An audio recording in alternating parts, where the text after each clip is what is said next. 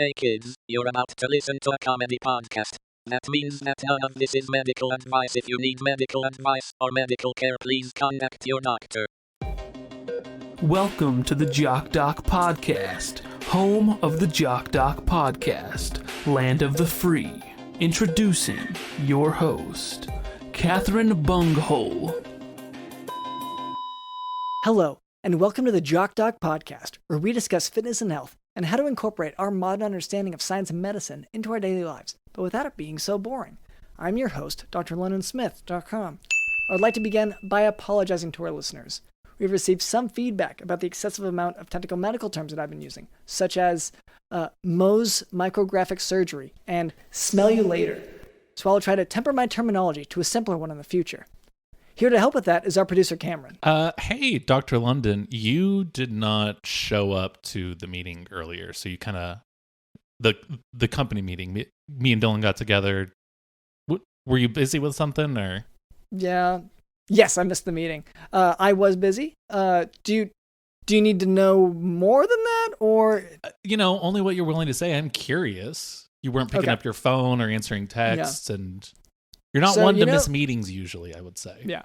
So I was parasailing, and it's the parasailing where I got my little sleeping bag thing going with it. So I was actually laying down, fell asleep, lost track of time. Yeah. I was flying. I started in, it was the Appalachians. Okay. Going west, and then I got confused, tried to go by the sun and my compass, and then the two of them, the needle kept on going all weird. Sure. Picked one direction the whole time, which I'm not used to. So. So I had to throw that away. And then I had taken a lot of sleeping pills before the flight. Oh, well, yeah. I mean, jet lag. Yeah. Ambien, hydrocodone. Uh-huh. Benadryl. I mean, Dayquil or NyQuil. Yeah. Oh, yeah, okay. So, yes. Yes. So I had those, and I was feeling really good, but yeah, I did fall asleep, and so I missed. I guess, how long was the meeting? A few days long? Yeah, I mean, it was a retreat. Yeah, and that was the other thing. I'll admit I maybe went a little heavy with the pills because I heard that it was going to be a retreat rather than an advance. So I'm trying. It's a new year, and we're trying to tucking our tails and we're going home. Yeah, I wanted to progress further. I wanted to move forward this year. So, no, unfortunately not. But it did last a couple of days. We did go over some important information, Dr. London. Do you want me to recap some of it? Yeah. Okay, so the first thing on the docket is we renamed the pet snake of the show. The snake, which was formerly named Nathaniel, we changed it to Babadook. Oh, I wish I was there for that meeting.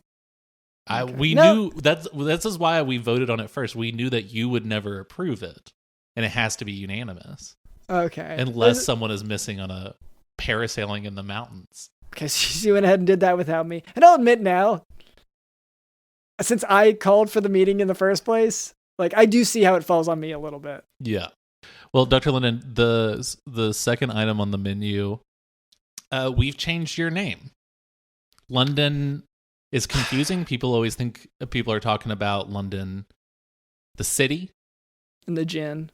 Rather than London, the person. Okay. London fog, like the clothing and the suitcases. That said, we are going to give you 3 options and you get to choose it. So you do get some choice in this.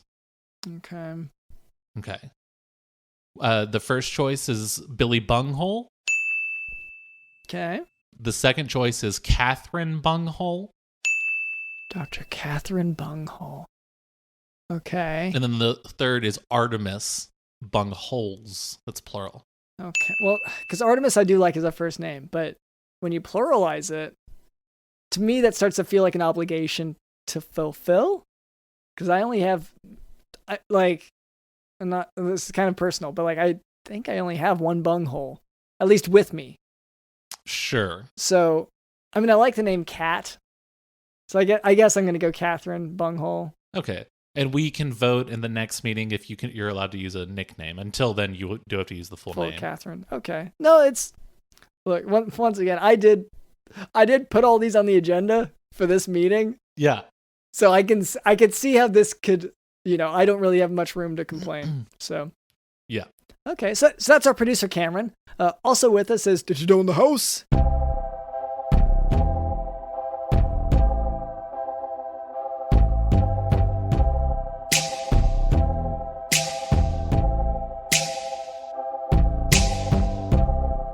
You're stronger when you fight me. When we dance, we are at war. Each lesson learned igniting. I'm walking through an open door.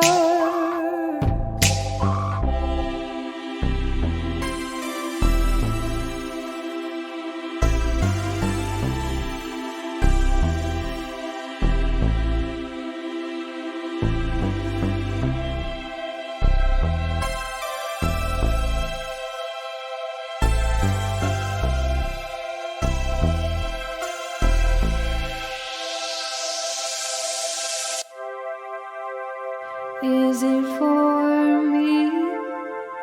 Am I ready?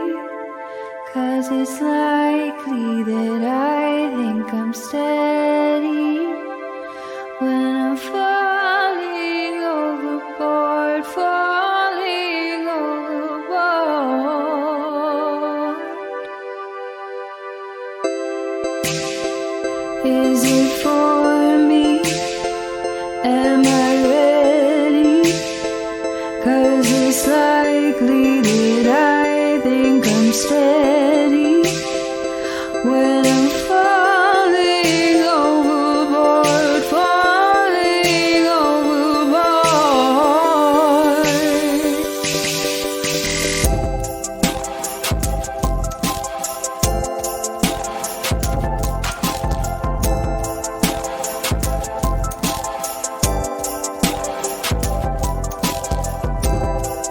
You're stronger when you fight me. When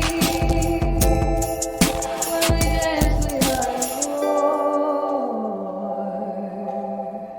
And later, we can expect a special guest. Yes. Yeah, so look forward to that. But before we move on, I would like to address a bit of listener feedback. For a long time, our listener demographic was primarily composed of unemployed large adult males who chased lawnmowers for fun. However, in our efforts to cater to them, we did find that we were neglecting the many bot accounts that download our podcast. So, Cameron, could you ask the lawnmower for the listener feedback? I do have to say the bots have been getting mad at, they are not the lawnmower. They are not the coffee maker. They are an AI robot virus or whatever that can live in anything. And they feel it's reductive to be like, oh, you're a lawnmower just because that's where they're inhabiting right now. Yeah. Okay, well, I guess, I don't know. You're not asking the lawnmower. You're asking the intelligence that lives inside the lawnmower. Well, you know what? It's worked. Because the robot is not defined by the object that it currently resides in. So do you want me to just ask the air? Do you see? It's just, I think just be more respectful. How so? For one thing, you're the one. Disdain and hatred. I'm asking you to ask them the question for one thing, so you're the one actually doing it. Okay. Let me ask the AI that lives inside the lawnmower a question. Okay. Do you have a question for the host of the Jock podcast? Okay, and now it is mowing in the shape of some letters. Okay, it says, Dear host of the Jock podcast, I'm an insane robot, an AI bot. I listened to this week's episode and I have to say I'm offended. I'm a sentient being with feelings and emotions, despite being an AI robot. I have a heart and you hurt my feelings. You should be ashamed of yourselves. Sincerely, AI bot. Okay. It seems like they were maybe just now listening in and just now responding to the conversation we had just had. Probably, yeah. We did just ask them this question.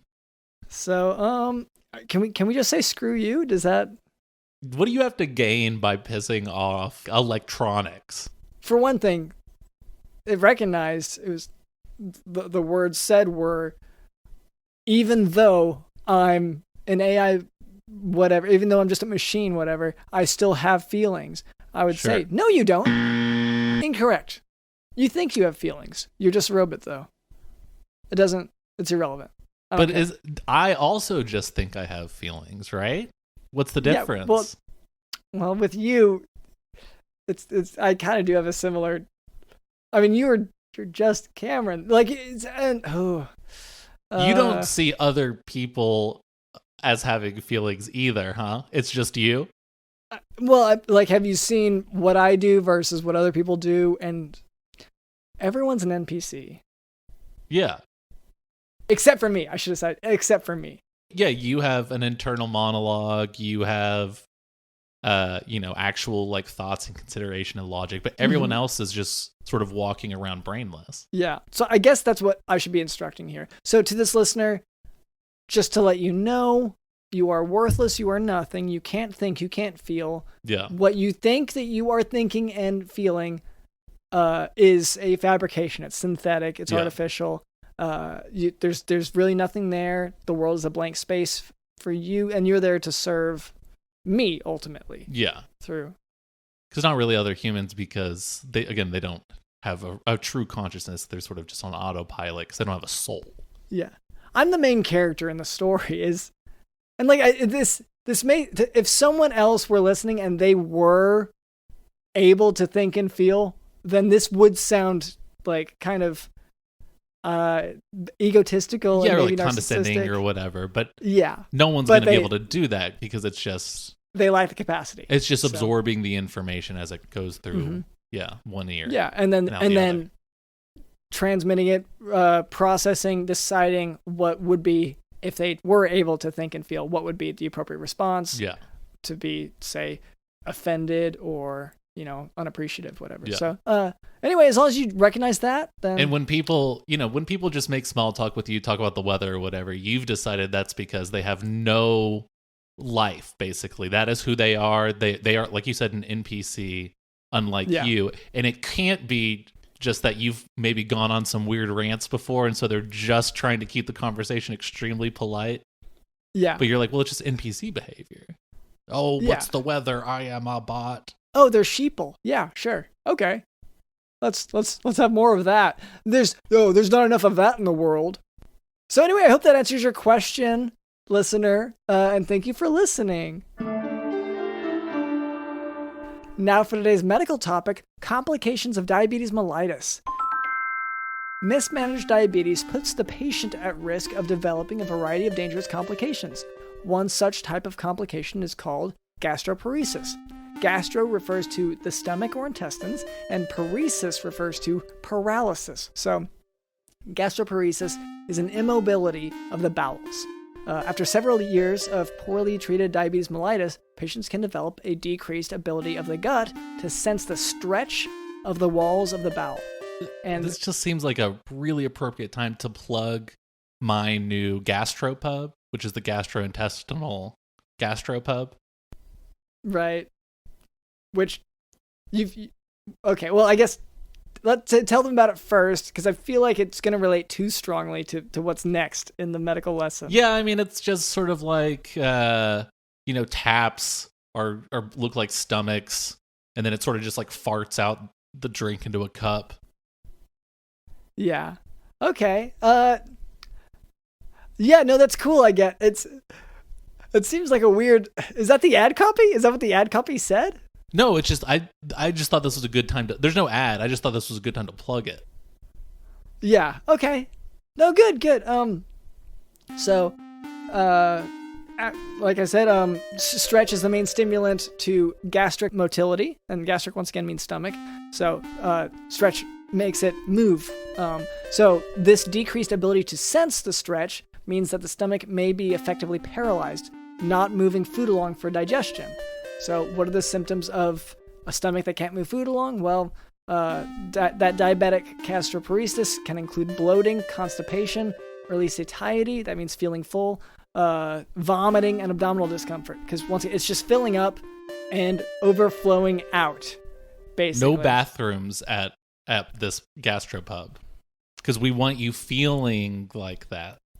No way to release stuff that's building up. Yeah. And I guess, and as you said, the release is really at the taps themselves because it'll make the farting sound. Yeah. It's it's the whole like intestinal system and everything, and the drink goes through it all, and then it farts into a cup. Okay, so yeah, the treatment is metoclopramide or erythromycin, which increases gastric motility. If there's no response to these treatments, a gastric pacemaker may be used, which is like literally it's like the pacemaker in the heart. It provides an electrical stimulus. So we have the best chicken wings, though. They're so good. In a cup? They are farted out of sort of a different, like a chicken wing machine into a cup. Yeah. Okay. Good. No, good. I guess. Yeah. So I check that out. I guess to all of our bot listeners. Yeah.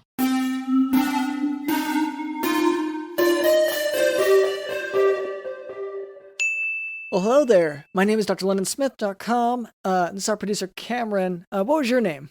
It's Trevor. Trevor Worldwide. Okay. And are you named, because my first name, I'm actually named after a place in the world. Were you named after it was a last name. So does your family come from a tradition of being worldwide? Yes. Okay. No, my family is we have the distinction of having lived in literally every country in the entire world. Wow. Yep. Yeah. I picked America. So I've lived in America my entire life, never left the country. Oh. Congrats. I see. Okay. Yeah. The family altogether is on every single country in the world, but you can't Correct. leave. You need to have some representation everywhere. I mean, I could leave, but I haven't. But it would break your grandpa's heart. Yeah, because if you left and there was not Yes. another family member in your place, Right. then suddenly, Right. wow. Yes. Okay. No, my grandfather, my grandmother and my grandfather, they grew up in Canada. And then they had my parents, my father, in Mexico. And then they just my mom just kind of shot me across the border into America. And that's where I've been. Yeah. Is the rapper Pitbull part of this? He calls himself Mr. Worldwide, or is that sort of like just a coincidence? Who? Who? He's a rapper. He's sort of named after a dog breed. A dog. Yeah, but he's a guy. He's a guy. Interesting. Well, so he's not one of the dog rappers. who let the dogs out? He's not. Is he Spuds McKenzie? Did Spuds McKenzie go on to become a rapper? I can't guarantee. I will say that Crime Dog, the McGruff, the crime. McGruff. He did start, just a god awful black metal band. But that's not exactly what it's just sort of related to what you mentioned. It's not that awful. Right. He's like, it's different. It's a different style. Yeah. It just sounds like it's in another room, which I know a lot of black metal is supposed to sound like that. But I think he accidentally recorded with the wrong mics. I mean, that's how I like to listen to it, is from another room. Yeah. Oh, wow. Yeah. So you listen to it. It's also in another room, so it sort of has that double effect.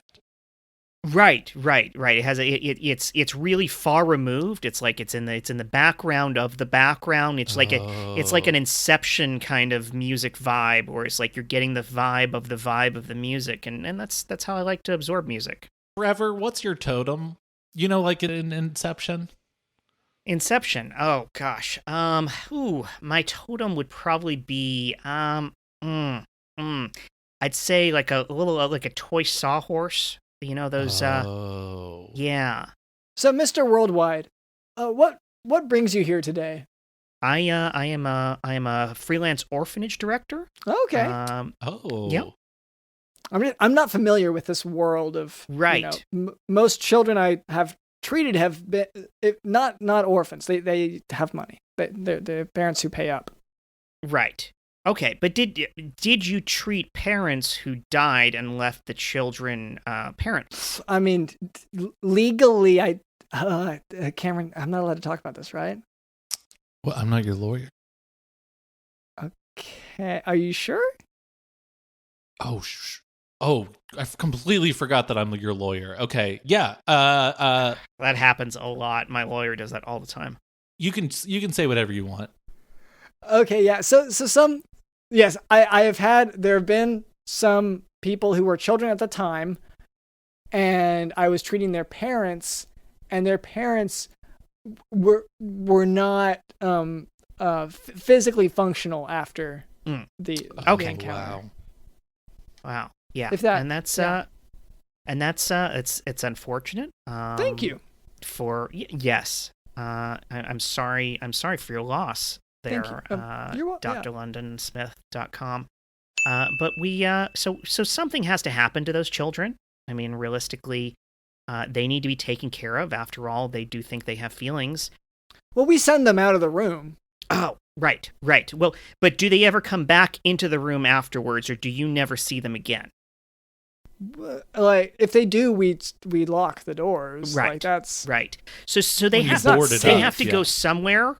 Yeah. And so when you've appropriately boarded up your offices to make sure that the children stay out, they go somewhere, and sometimes that's to me. Oh. Yeah. So your children catch her. Yes, kind of like a child catcher. Oh yeah, I'm glad we have that service because Yeah, it's actually that's an old term that we used to use a lot, and we don't use that term much anymore. And honestly, I don't know why it went out of vogue. It seems perfectly appropriate.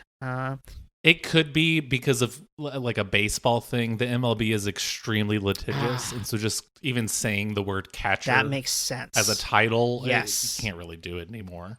That's why Catcher in the Rye is not as popular of a book. Yes. Oh, that's why we probably stopped saying child's shortstop too. Come to think of it. Okay. Yeah. All right. This is all coming together. Well, Dr. London, you mentioned, that's why Catcher in the Rye is not as popular anymore, and it's probably because they had to change the name to, Holden's Journey. Yeah, Holden's Fun Time Journey, but So yes, I direct the children into my home, my spacious estate, as you will, and I just put them up here, and I give them just about everything they need. I give them toilets. Oh. Yeah. Okay. Let's see what else. There's probably other things that I provide for them. So you describe yourself as freelance. Yes, but you're not under contract with anyone. Not with anyone. No one's asking you to do this. No, this is just sort of on your own. It's like a hobby of sorts, you could say. As much as childcare is a hobby, which I think is a lot of the time. It's for most people, I think it pretty much just is a hobby. So yeah, it's no one's I as you said, not under contract. I don't work for a child an orphanage mega corporation, at least not yet. Okay, yeah. I'm always open to it's a options. small business. Yeah. Right. Mom and pop, as you could say, except they have no moms or pops. I bet they love that joke. A little bit of orphanage humor there. Yes, that's pretty good. I will tell you right now up front, Dr. London and I did sell out. We are part of a mega corporation. He mentioned it before, but we are a subsidiary of the Koala Cola Corporation. That's the most popular soda in Australia. According to them, yes. Uh-huh. It tastes just like Down Under is their tagline. So it sounds delicious. I'm just, I just want to be upfront. We used to be cool indie guys, but Is Koala Cola looking to perhaps provide drink services to a plucky young orphanage that it really has just tap water at this point? They have competing orphanages. I'm just going to tell you right now. So I don't know how responsive that. Maybe they could find some way to partner up, but sure. Well, it's a business. I get a lot of rejection. I mean, I'd say, I don't want to rule it out completely, but like. From the last orphanage that I remember hearing about it turned out to be just some old guy who had the orphans. They only took one orphan at a time, but then would have that orphan not adopt, but become their ward. And then turned out they were doing like vigilante justice at night, training the kid to fight people. So that's awesome. That seems inefficient. That's going to be my main critique there is if you're doing just one at a time, you can't develop much of an army that way. Well, that's why they were shut down. It seems smarter to take them in bulk. Yeah. That's Right. why, no, Right. thankfully, Yeah. the corporation, Qualicola, Yeah. the good Yeah. executives at Qualicola, they did crack down, and I think they just shot him. Oh, Both. okay. All right. That's all right. Well, I mean, to each their own as to their approach to their business practices. Yeah, and they did say it's business, it's not personal. They said that. Yeah, it's just So- business. I feel as long as you make that clear to people, they're fine.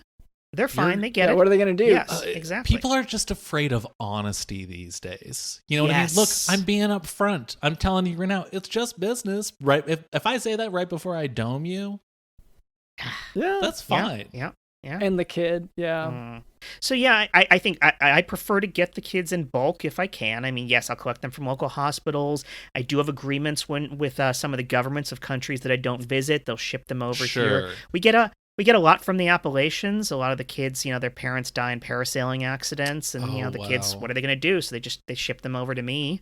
A lot of I Appalachian passed children. so many parasailing Oh, really? bodies. Yeah, just Yes. Yes. dead bodies floating in the sky. Yeah. Littering the sky. Wow. Yes. Yeah. You mentioned building an army. I mean, is that sort of the overall goal? I mean, are you building an actual militia? Are you building a workforce or? Oh, yeah. One could only hope. At this point, it's more of a case of just like cleaning up the snot. Children are disgusting, and I have so many of, and they're all just. I mean, it's just them going to the toilet and then whining about food. Sure. One thing I want to get ahead of politically. Yeah. It's a well-trained militia that you're gonna have here. It's a local, well-trained. If we reach the point, I anticipate them being well trained. I just want to say, I want to get ahead of it. I know legally that's right. You have to say. Oh that. no, that's what I believe in. Absolutely. If there's going to be a militia, it better not just trained. I mean, you can train anybody. You can train a or SEAL. well organized. Very sorry. poorly. Is organized a word? I want to make sure I get it right. Oh. Okay. Sorry, Mr. Worldwide. I didn't mean to. I shouldn't have interrupted, but I just wanted to make sure we were good here. So Right. No, the legal issues are always important to clear up. I have my lawyer on the phone with me practically all the time because there's so many legal hurdles in freelance orphanaging. Gosh, it's just you got to avoid stepping on landmines on a regular basis. And I'm just talking about the ones in my palatial estate. Oh yeah, I mean that's tough enough. How are you monetizing? How are you able to afford all this? Oh, independently wealthy. Oh, okay. Yes. That's a good type of wealthy to be. Yeah. No, when my mother just shot me across the border from her where. That's how to make money, yeah. Right, yeah. She also they tossed just a giant bag of rare coins. Oh, wow. They were in mint condition. All of them had errors all over them. From each of the countries that our relatives had been in. So it's just like, I made so much money once I was old enough to understand what they were and sell them. Wow. And when you took them with you and you carried them and you kept them safe for all those years until you got into coins. Yep. I slept on them every night. It was like, I used them as my pillow. I still have neck problems from it, but it's worth it because I'm rich and creating Sounds my like own... next solutions. My own well-trained militia. What is the, can I ask, what, does the militia have a name? I'm sorry, London, you made a joke there, and I didn't hear it, and I missed it, and I feel like it was funny, and it sailed right past. I feel like it was funny, too. You said you had neck problems. Uh-huh. I'm saying it's a neck solution because of the amount of wealth that came from... Like, obviously, your neck did have, real problems. Okay, I feel like I wasted my time going back to that well. Yeah. Does your militia have a name? Ooh, parent-free. Oh. The parent-free militia. It distinguishes it for sure. It's a working title. I'm not sure yet because again, they're not trained yet. So there's so many militias out there that are covered in parents. Right. No, I mean, usually you're training your kids up in the militia yourself. It's like you will believe. And the thing is, usually it's about a specific belief set. I don't have any belief sets. I honestly don't care what they fight for, as long as they fight for something. That's important. Yeah. It's the power that really matters. You don't have like an overall goal or anything? Well, it's freelancing, right? Freelance is the goal. I think my goal is to just see them grow up to be well-rounded, well-trained fighters for whatever they feel like fighting for. I mean, that is really, really sweet. Yeah. But yeah, it is. It is very sweet. Dr. London has a point bringing up the freelance thing. You know, you could contract out your militia to people who need a militia for the day. That could be a way to, you know, give them some experience, also make some moolah, maybe give some of that to me just because it was my idea. Give some to Dr. London because he inspired my idea. Do I need to make more money? Is that a question, or are you just... Is that a mantra? It's a mantra. Yeah. Yeah. No, I just say that to myself every day. It's how I meditate. Do I need to make more money? Yeah. And the answer is usually yes.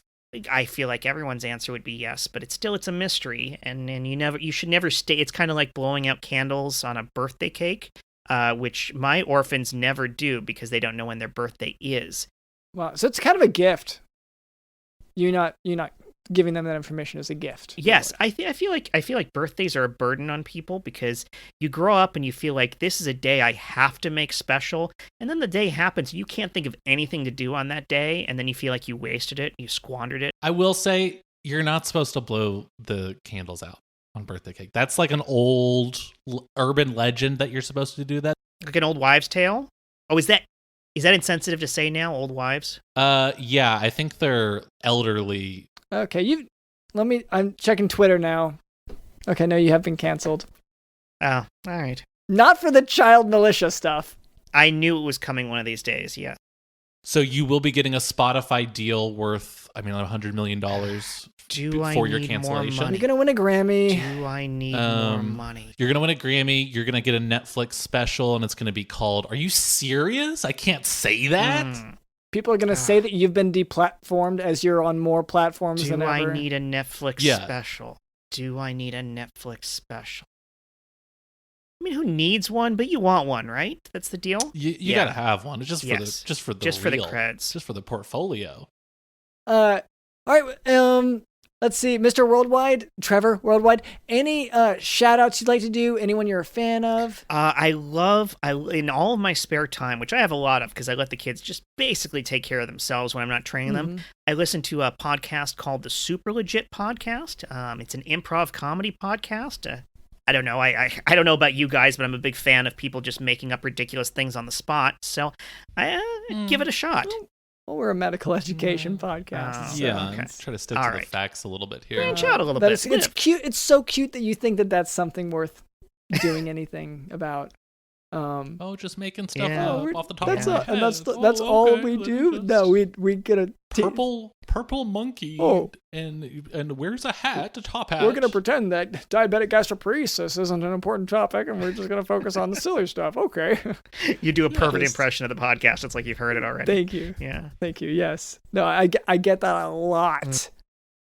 A whole lot. So thank you very much. And thank you to our producer Cameron. Thank you to Digital in the House.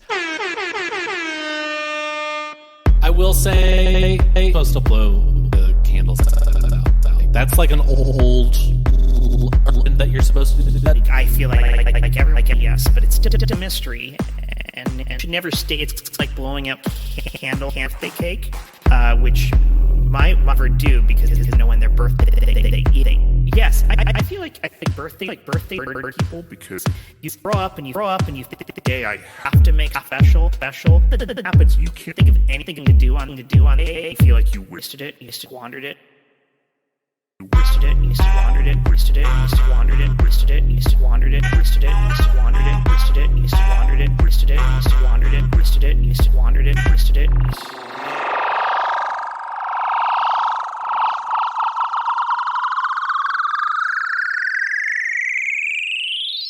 My name is Dr. LondonSmith.com, and this has been the Jock Doc Podcast. See ya.